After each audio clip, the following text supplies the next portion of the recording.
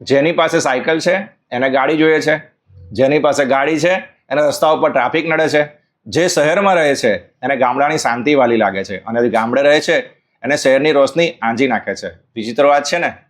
આપણે જે નથી એ બનવા માટે આખી જિંદગી દોડીએ છીએ, અને જ્યારે એ બની જઈએ છીએ ત્યારે ફરીથી જૂના દિવસોની નિખાલસતા શોધીએ છીએ. આજે જે છે એમાં કોઈને મજા નથી લેવી.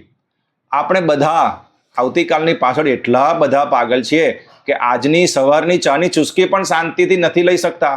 એક મોટું સપનું પૂરું થાય એટલે તરત જ બીજું નવું લિસ્ટ તૈયાર જ હોય છે.